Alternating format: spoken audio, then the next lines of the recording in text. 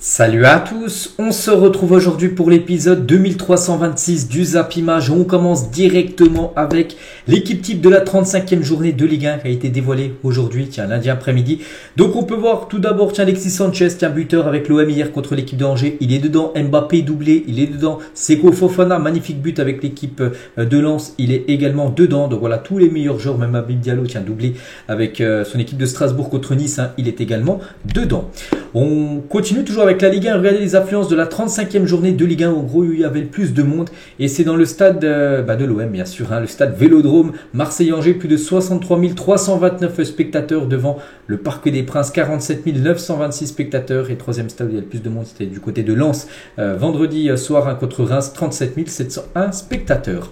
On va parler de l'AS Monaco qui a concédé le match nul 0-0 hier contre l'équipe de Lille. L'AS Monaco contre les équipes du top 5 actuel de Ligue 1. C'est simple, seulement une victoire, c'était contre le PSG, une victoire 3-1, sinon pas mal de défaites, quelques matchs nuls, mais voilà, seulement 6 points pris sur 24 possibles, c'est très insuffisant, c'est que Monaco prend pas mal de points contre les petits, mais à chaque fois qu'il y a un gros en face, Monaco a du mal à gagner, la preuve les gars, regardez cette triste série pour l'équipe monégasque. Ruslan Malinovski sur ses difficultés, donc l'ancien joueur de l'Atalanta Bergame, maintenant joueur de l'équipe de l'OM, il a dit ce n'est pas facile de découvrir des nouveaux coéquipiers après 3 ans et demi dans un autre club. Le football joué n'est pas le même ici, c'est normal, mais je travaille au maximum chaque jour à l'entraînement pour être au même niveau tout simplement que ses collègues. C'est qu'il a un peu de mal, Malinovski qui est arrivé, je dis, en provenance de l'Atalanta Bergame. Toujours avec cette équipe de l'OM, on va parler de ce qui s'est passé avant le match. Des supporters marseillais ont généreusement donné de l'argent à un jeune garçon qui venait de se faire voler son téléphone. C'était quelques heures avant le coup d'envoi hier entre Marseille et l'équipe de Angers. Donc en gros il y a un jeune supporter qui a dit, voilà, cette personne, quelqu'un qui est dans le groupe des supporters de l'OM en gros, je me suis fait voler mon téléphone, et lui il a lancé au gigaphone en gros, voilà, faites une quête, voilà, ramenez un peu d'argent pour lui rembourser, lui payer un téléphone. Il y a plein de supporters de l'OM qui ont donné des billets, des pièces, tout ça pour que ce jeune supporter qui vient de se faire voler son téléphone puisse en racheter un nouveau. Magnifique geste. L'UNFP, les gars, embarrassé par les joueurs ayant refusé de s'associer à la campagne de lutte contre l'homophobie. J'ai dit à midi, il y a quelques joueurs qui n'ont pas voulu jouer à cause des flocages arc-en-ciel. Et la ministre des Sports, donc elle a dit, je regrette vivement qu'on n'ait pas 100% des joueurs en France qui se retrouvent dans ce message de non-discrimination. Je pense qu'il est de la responsabilité des clubs, avec un dialogue avec leurs joueurs, de prendre des sanctions en France quand on a une opération qui est cadrée de cette façon, qui embarque tous les clubs sur un sujet basique et non-discrimination. Il faut être là, je pense que c'est nécessaire. Donc elle regrette qu'il y a des joueurs qui n'ont pas voulu jouer tout simplement avec ce flocage, on va dire, arc-en-ciel, comme Mostafa Mohamed. Bon, je vais pas tout lire, mais il le dit. Donc j'espère que ma décision sera respectée, tout comme mon souhait de ne pas polémiquer à ce sujet et que tout le monde soit traité avec respect. Il a dit, je ne souhaite pas du tout polémiquer. En gros, voilà, le respect des différences serait le respect de l'autre, le respect de soi, le respect de ce qui sera mis en commun. Et voilà, il voulait pas jouer, et il n'a pas joué hier lors du match entre Nantes et l'équipe de Toulouse. Bruno Genesio lui juge la journée contre l'homophobie pas nécessaire. Il dit, personnellement, je suis contre toutes les formes de discrimination. Il n'y a pas de place pour les discriminations dans le foot comme dans la vie, mais je pense aussi que nous sommes là pour jouer au football, et c'est ce qui est le plus important. Chacun est libre de penser et faire ce qu'il veut. Je vous le dis, on est contre toutes les formes de discrimination, mais je ne suis pas certain que ce soit nécessaire de faire une journée contre l'homophobie. Je pense qu'on a tous conscience de ça, et que ce n'est pas la peine de vouloir afficher tout le temps. On peut aussi avoir plein d'autres causes pour lesquelles on pourra avoir plein de maillots différents toutes les semaines. Voilà ce qu'il a dit à Bruno Genesio. Et aussi Eric Wood, donc l'entraîneur de Brest. Donc lui il dit que c'est le timing en gros. Ne le fais pas dans les 3 derniers matchs où tu sais qu'il y a des matchs pour la survie des clubs. Fais-le en décembre ou en septembre. En gros, cette journée arc-en-ciel comme ça, vu qu'il y a des joueurs qui ne veulent pas jouer. Parce que là, par exemple, ça condamne peut-être des clubs. Par exemple, Mohamed, les gars qu'on parlait, l'attaquant nantais, alors que Nantes joue la relégation, il n'a pas pu. Enfin, il joue le maintien plutôt, Nantes, donc il n'a pas pu jouer. Et bien sûr, voilà, quand ça arrive en fin de saison, donc c'est plutôt embêtant que si ça venait à être au mois de novembre ou décembre, alors que le championnat, bien sûr, vient juste de commencer. Voilà, en gros, ce qu'il y avait par rapport par rapport au flocage arc-en-ciel. Donc c'est en Ligue 1 et aussi en Ligue 2, mais là rien à voir, là on va parler résultats les gars, et on va parler aussi de la Ligue 2, j'en ai pas parlé à midi vu qu'on a parlé seulement des gros championnats. Donc Metz contre Grenoble, hein, et Metz s'est imposé 1-0 voilà, contre cette équipe de Grenoble. À noter que Bordeaux a fait le match nul et du coup il y a seulement un point d'écart entre Bordeaux 2e et Metz 3e. N'oubliez pas que seulement 2 équipes monteront la saison prochaine en Ligue 1, donc on pense bien sûr pour que le Havre, ça sent bon. Concernant le maintien, donc Niort, les gars, c'est officiel, Niort est relégué en national, donc ils ont été battus 2-1 par l'équipe de Bastia, et voilà, Niort est officiellement relégué en 3e division française. Et concernant le Havre, hein, qui n'a pas joué, c'est vrai qu'ils ont un match en retard par rapport à Bordeaux et Metz, hein, parce qu'ils jouent aujourd'hui, ce soir, contre Annecy à 20h45. Donc c'est simple les gars, pour se donner la chance de monter en Ligue 1 dès la prochaine journée et réussir à marquer l'histoire avec un 33e match sans défaite d'affilée. Donc ce soir, s'il ne perd pas, voilà, s'il gagne, bon, ça sentirait très très bon, mais s'il ne perd pas les gars, il pourrait officialiser la montée semaine prochaine. On va parler aussi de Martigues, tout proche de la Ligue 2, parce que Martigues joue à 18h30 un match pour essayer de monter en Ligue 2, hein, c'est contre l'équipe de Nancy. Donc c'est simple, regardez le classement. Il y a 2 équipes qui montent. Hein. Donc Martigues qui joue ce soir.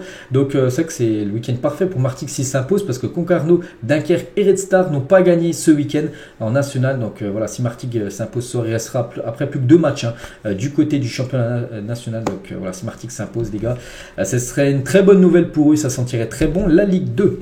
Officiel, le Feyenoord Rotterdam est sacré champion des Pays-Bas pour la 16e fois de son histoire après son succès 3-0 face à Go Ahead Eagles ce dimanche. Voilà, c'était un match de championnat néerlandais, grosse victoire du Feyenoord, et du coup ils valident tout simplement leur titre de champion pour la 16e fois. Et ça faisait longtemps, hein, je crois, la dernière fois c'était enfin il y a 6 ans, la dernière fois qu'ils avaient remporté le championnat néerlandais. Et le Feyenoord détient aussi actuellement la plus longue séquence sans défaite des 7 meilleures ligues européennes. Ils n'ont pas perdu un match de championnat depuis septembre 2022, donc il reste sur 24 matchs sans perdre en championnat cette équipe du Feyenoord. Donc ils font mieux que City, la 2e meilleure série, avec 14 matchs d'affilée sans perdre en championnat. Je vous parle à chaque fois, hein. Donc il y a le PSV, le Sporting et Porto. Donc là c'est dans les 7 meilleures ligues. C'est vrai qu'on rajoute le top 5 plus les 2 autres ligues aussi, grosses ligues, hein, comme le championnat néerlandais et le championnat portugais. Et toujours du côté du championnat néerlandais les gars, donc Xavi Simons, hein, le jeune joueur de 20 ans, l'ancien parisien, encore buteur, hein, ce week-end. Il continue de tout exploser avec le PSV. Ses stats cette saison, c'est 19 buts et 12 passes D, toutes compétitions confondues. Je ne sais pas si vous vous rendez compte, il est en train de nous réaliser une masterclass, hein, Xavi Simons.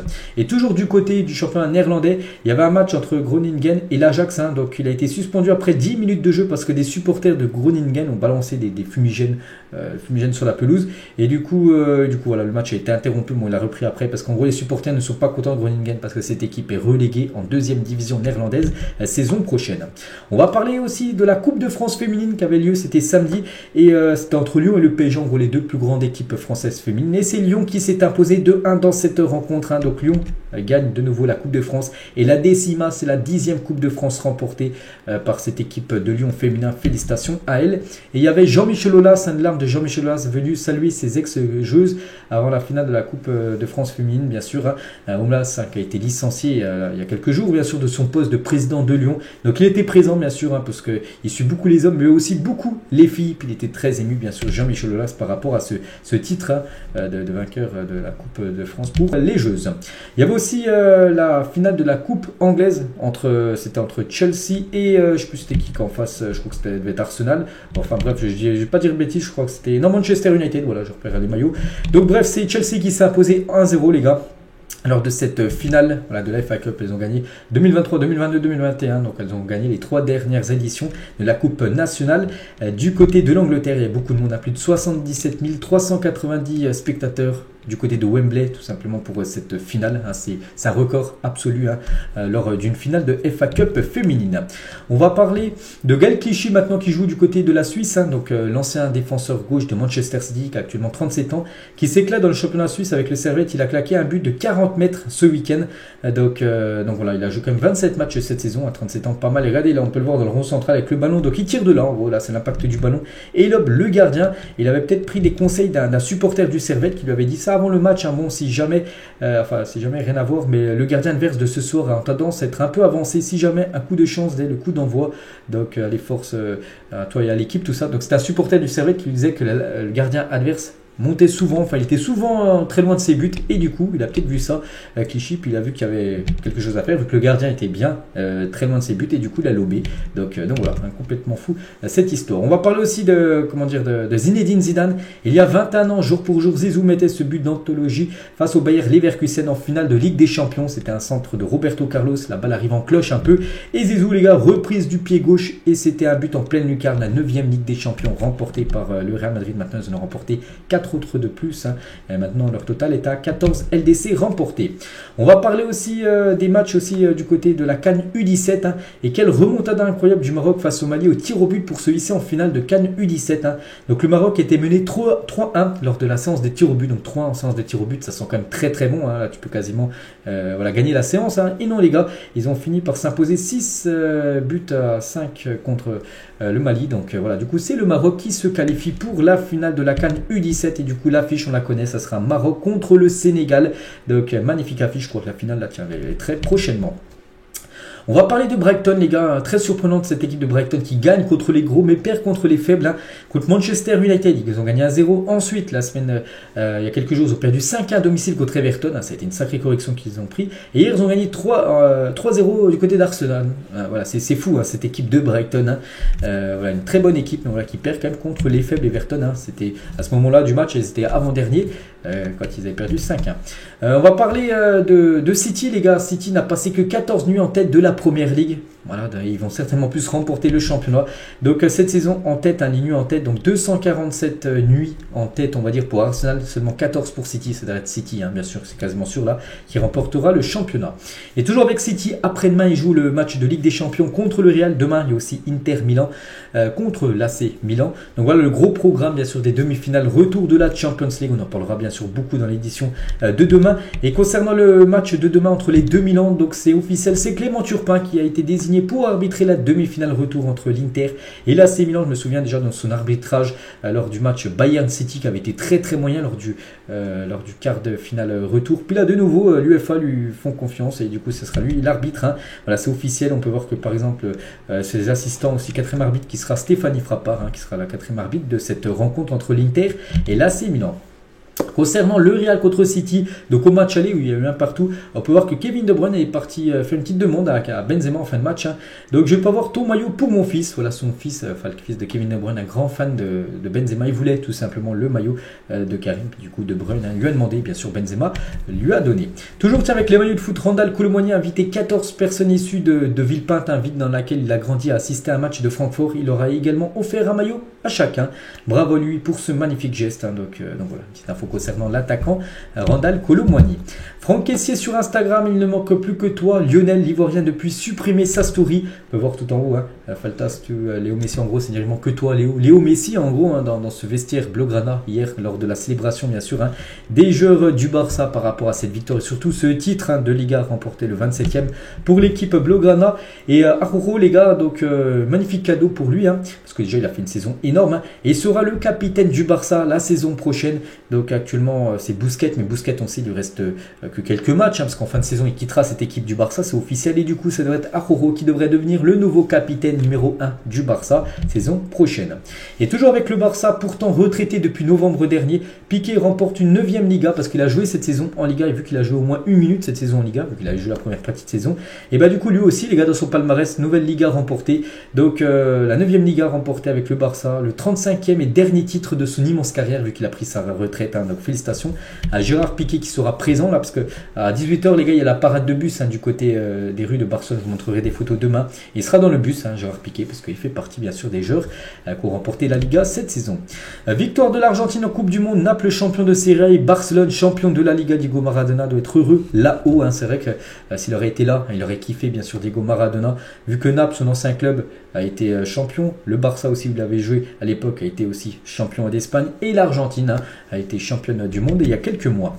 Officiel, Alejandro Grimaldo s'engage librement avec le Bayer Leverkusen jusqu'en juin 2027, c'est signé les gars, c'est fait. Donc il quitte l'équipe du Benfica où il a passé plus de 8 saisons d'affilée, hein, du côté du Benfica. Très bon joueur, hein, C'est un latéral gauche piston un peu, hein, qui monte beaucoup les gars. Et voilà, donc du coup voilà, c'est officiel. Hein, il signe du côté du Bayer Leverkusen gratuitement. Donc pas mal hein, du côté du Bayer, les deux pistons. Donc Grimaldo côté gauche et Frimpong côté droit. Martin Odegaard sur la course au titre, hein, voilà que Arsenal a échoué. Hein. Oui, on dirait que c'est fini, ça sera très difficile maintenant, il faut être honnête. Hein. C'est dur à encaisser, ce n'est pas un sentiment agréable. Hein. C'est vrai que l'Arsenal, comme j'ai dit, hein, plus de toute la saison, c'est eux qui étaient en tête. Puis à la fin de la saison, c'est le plus important. Où là où vraiment il faut finir premier, et ben voilà, ils se font chipper cette première place par l'équipe de City. Romain Fèvre retrouve des couleurs du côté de Lorient depuis son arrivée en prêt cet hiver. Oui, il avait quitté l'équipe de Lyon pour rejoindre Lorient en prêt et ça se passe plutôt bien. 2 buts et 3 passes D depuis son arrivée. Hein. Régis Lebris, donc le coach de Lorient, il a dit on voit dans une position axiale hein, qu'il peut être vraiment redoutable quand on le trouve entre les lignes. Hein. Il a une justesse dans cette première touche et une capacité à prendre la vitesse assez incroyable. Il a encore assez de marge encore pour progresser dans le futur. Donc voilà, il devrait retourner du côté de Lyon vu qu'il est en prêt actuellement et essayer de s'imposer pour la saison prochaine. Et on finit les gars cet épisode avec la génération 1993. Donc en gros les joueurs qui fêtent aujourd'hui cette année on va dire leurs 30 ans vu qu'on est en 2023.